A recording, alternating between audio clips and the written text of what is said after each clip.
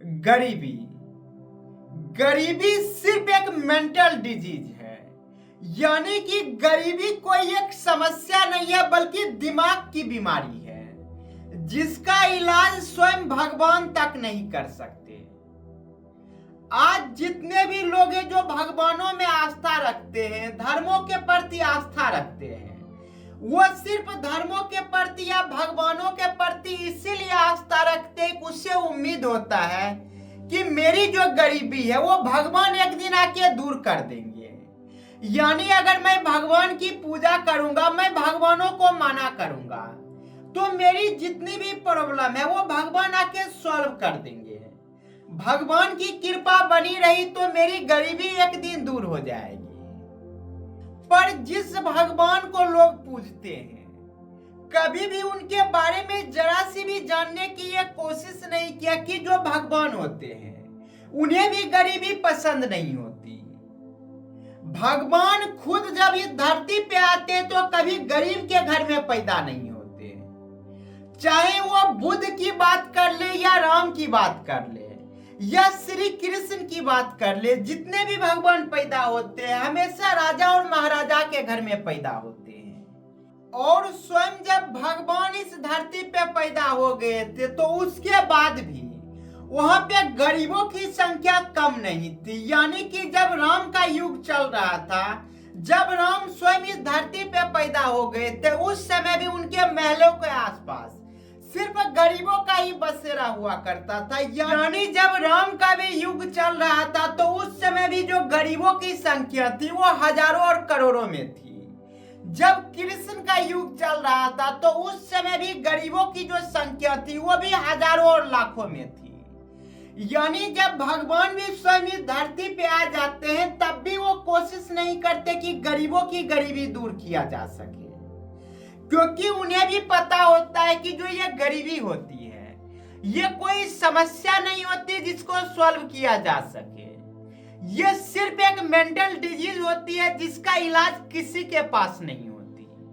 तो आइए आज के इस वीडियो में काफी गहराई से समझने की कोशिश करते हैं कि कैसे जो गरीबी होती है वो सिर्फ एक मेंटल डिजीज होती है जिसका इलाज ना तो भगवान कर सकता है और न ही इसका इलाज इस दुनिया में कोई कर सकता है। तो सबसे पहले यहाँ हम ये समझते हैं कि जो गरीब होते हैं उन्हें कभी भी ना अपने गरीबी से प्यार होता है और ना ही अपने काम से प्यार होता है। एक गरीब को सिर्फ अमीरों से नफरत होती है। यानी कि गरीब इंसान को अमीर होने में कोई दिलचस्पी नहीं होती बल्कि अमीर इंसान से उसे नफरत होती है। जहां पे अमीर इंसान कभी कोई पार्टी कर रहा होता है तो उसे ये लगता है कि इतना जो पैसा वो फिजूल में खर्चा कर रहा है, क्यों नहीं इस पैसे को गरीबों में बांट दिया करता है।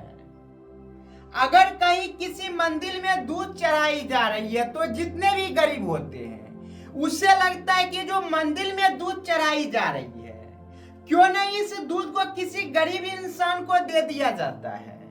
यानी कि हर जगह अमीर इंसान जो काम कर रहा होता है उस काम में ये जो गरीब इंसान होता है बार बार कोशिश करता है किसी तरह से उसके अंदर एक गिल्ट पैदा कर दे और ऐसा गिल्ट पैदा कर दे कि उसे कुछ करने ना दे।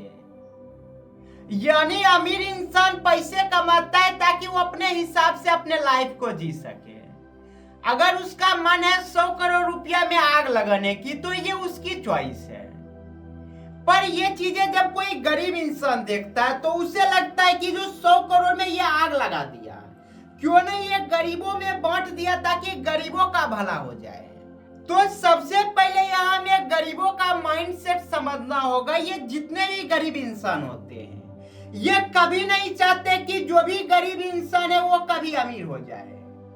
बस वो ये चाह रहे होते हैं कि जितने भी अमीर इंसान होते हैं सारे गरीब हो जाए ताकि हमें लाइफ जीने में आसानी होगी। जब दूसरों को कष्ट में देखेंगे तो हमें अपना कष्ट नहीं दिखेगा और अपने से ज्यादा किसी को कष्ट में देखेंगे तब हमें इस बात का सुकून मिलेगा कि चलो मैं तो अच्छा हूं। तो आइए इन चीजों को एक पैराडॉक्स के जरिए समझने की कोशिश करते हैं। आज के इस दुनिया में 100 करोड़ से भी ज्यादा गरीब ऐसे होंगे जो 1 रुपया अगर अपने जेब से कहीं पे दान दे देते हैं तो इन चीजों से उनकी जिंदगी पे कोई फर्क नहीं पड़ेगी। यानी 100 करोड़ गरीबों को हम एक साथ बुला ले और उसे कहे कि तुम 1-1 रुपया यहाँ इस पेटी में दान कर दो। जहां ये जो 100 करोड़ लोग आए हुए हैं, इनके जेब से अगर 1-1 रुपया निकाल लिया जाए तो इनकी लाइफ पे कोई असर नहीं पड़ेगी, क्योंकि 1 रुपया इनके लिए भी कोई खास मायने नहीं रखती।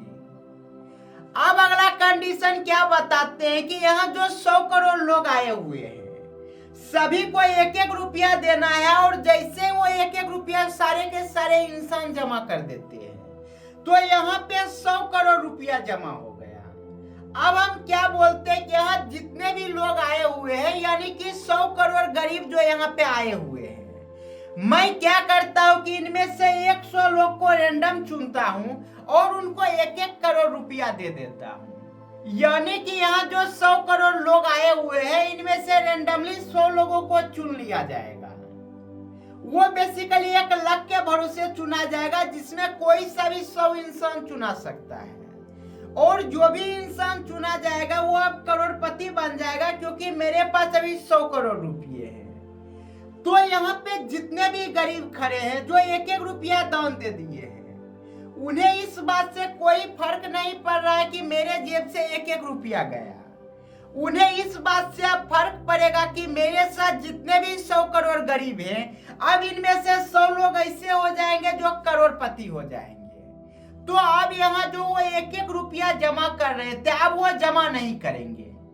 यानी कि उन्हें 1 रुपया देने से प्रॉब्लम नहीं थी, बल्कि यहाँ जो अब उनके जो गरीब फैमिली थे, यानी कि जितने भी यहाँ सारे गरीब थे, उस गरीब में से 100 लोग अमीर हो जाता, ये चीजें उन्हें बर्दाश्त नहीं होती। यानी हर 1 रुपया देने वाला इंसान ये बोल रहा होगा कि मुझे गारंटी दो कि मुझे ही चुनोगे जब 100 करोड़ जमा हो जाएंगे। और ये सवाल हर किसी गरीब का होगा। यानी यहाँ आप देख सकते हैं कि जब 100 करोड़ लोग गरीब हैं और वो गरीबी में जी रहे हैं, उन्हें पता है कि कितना दुख और दर्द होता है, उसके बावजूद भी अगर इनमें से 100 लोग अगर अमीर हो जाते हैं इन्हीं लोगों के सपोर्ट से, तो वो ये चीजों को बर्दाश्त नहीं करेंगे। यानी यहाँ पे आप देख सकते हैं कि उनकी जो खुद की गरीबी है, उससे ज्यादा प्रॉब्लम इन चीजों से है कि मेरे बगल वाला कहीं अमीर ना हो जाए। जबकि 1-1 रुपया जो दान में दिया जा रहा था, इसमें से जो भी करोड़पति बनता, उसमें से यही इंसानों में से कोई एक बन जाता जो 1 रुपया दिया है। यानी 100 करोड़ में से हर एक इंसान ने 1-1 रुपया दिया है, और उसमें से 100 लोग करोड़पति बनता। पर सबका मेंटेलिटी ऐसा है कि वो चाहेगा ही नहीं कि कोई इसमें से 100 इंसान अमीर बने। जबकि अगर 100 इंसान अमीर भी बनता है तो इन चीजों से किसी पे कोई फर्क नहीं पड़ेगा। प्रैक्टिकली देखा जाए तो किसी पे कोई फर्क नहीं पड़ रहा है, लेकिन मेंटली इतना फर्क पड़ रहा है कि वो 1 रुपया अब दान में नहीं देगा। यानी ये पहला सिम्टम होती है जहां पे ये देखा जा सकता है कि गरीबी पैसों से नहीं होती, बल्कि दिमागी बीमारी होती है। अब यहाँ पे दूसरा पर्सपेक्टिव समझते हैं कि क्यों गरीबी का कोई इलाज नहीं हो सकता, और क्यों स्वयं भगवान भी गरीबी की प्रॉब्लम को कभी सॉल्व नहीं कर सकते। तो जो एक गरीब होता है वो कभी भी अपने बच्चों के लिए भी अच्छा सोच नहीं पाता। यानी कि एक गरीब अपने बच्चे को विरासत में दुगनी गरीबी देता है, चौगनी गरीबी देता है, जबकि उसे पता होता है कि गरीबी में जीना कितना कष्टदायक होता है। इसके बाद भी जो जितना ज्यादा गरीब रहता है वो उतने ज्यादा बच्चे को पैदा करता है। जबकि एक गरीब इंसान जो होता है, अगर वो महीने के 10,000 कमा रहा है या 20,000 कमा रहा है, जिससे उसकी खुद की बेसिक नीड पूरी नहीं हो सकती, इसके बावजूद वो शादी करता है, जहां पे शादी करने के बाद अगर वो मंथ का 20,000 कमा रहा था, तो अब जो पर पर्सन आ रहे हैं पैसे वो 10,000 आ रहे हैं। यानी जहां 20,000 में बेसिक नीड्स पूरे नहीं हो रहे थे, अब 10,000 में किसी न किसी तरह से एडजस्ट करना होगा। जहां शादी करना जो होता है वो कुछ समय के लिए ये समझ सकते हैं कि फिजिकल एक नीड होती है जिसकी वजह से मजबूरी होती है शादी करना, लेकिन बच्चे करना जो होता है वो ऑप्शनल होता है। यानी बच्चे करने की जो नीड होती है ये कोई जरूरत की चीजें नहीं होती। पर गरीब इंसान बच्चा सिर्फ इसलिए पैदा कर रहा होता है कि बुढ़ापे का सहारा कौन बनेगा। यानी कि पूरी जिंदगी वो देख रहा है कि किस नर्क में जी रहे हैं, और उसे पता है कि अगर मैंने बच्चा पैदा किया तो वो भी इसी नर्क में जिएगा, और मैंने 2 बच्चे पैदा कर दिया तो 2 गुना नर्क में जिएगा, 4 बच्चे पैदा कर दिए तो और भी ज्यादा नर्क में जिएगा। इन सारी चीजों का पता होने के बाद भी जिसके पास घर नहीं होता वो भी 4-4 बच्चे पैदा कर लेते हैं। यानी एक तो कमाई नहीं, दूसरा रिसोर्सेस नहीं, तीसरा बच्चे को ना तो बेसिक एजुकेशन दी जाएगी और ना ही बेसिक वो चीजें दी जाएंगी जिससे लाइफ को एक अच्छा बनाया जा सके। यानी गरीबी और गरीबी में रहने वाले इंसान अपने बच्चों के लिए एक भला नहीं सोच सकता, तो भगवान उसके लिए कैसे कुछ अच्छा सोच सकता है।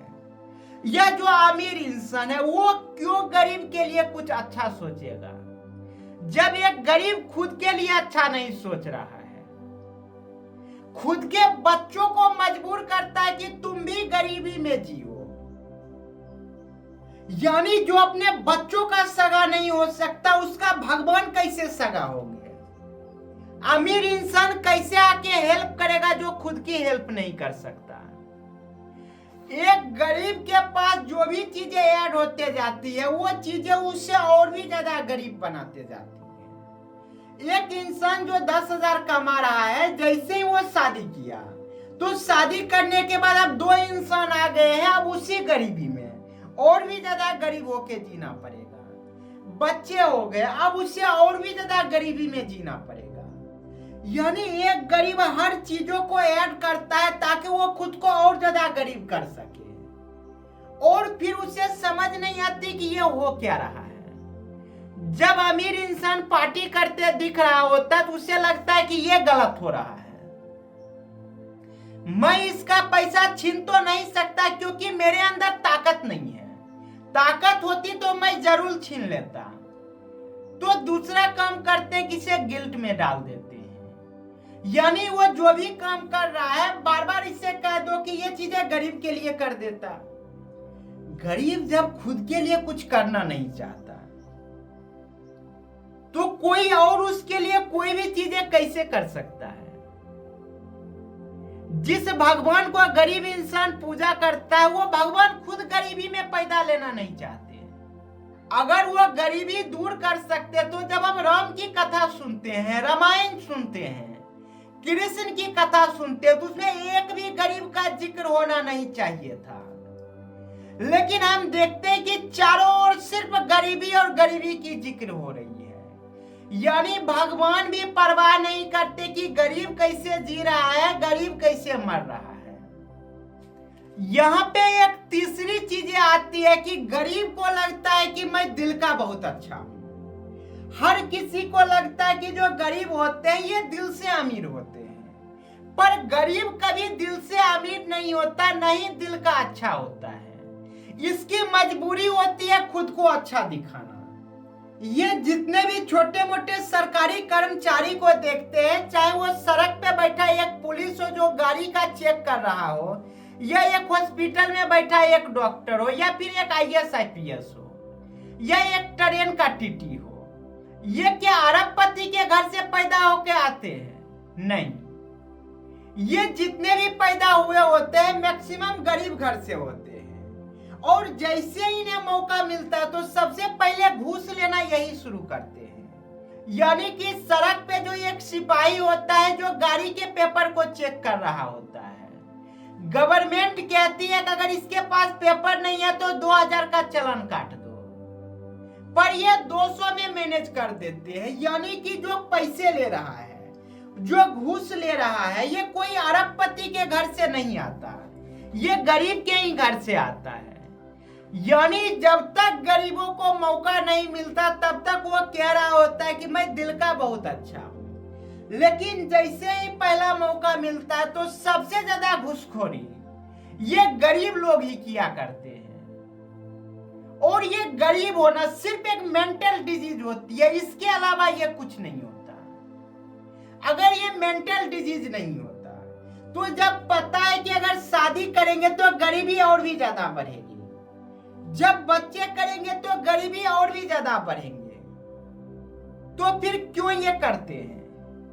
क्योंकि इन्हें गरीबी से प्रॉब्लम नहीं है, इन्हें अमीरी से प्रॉब्लम है।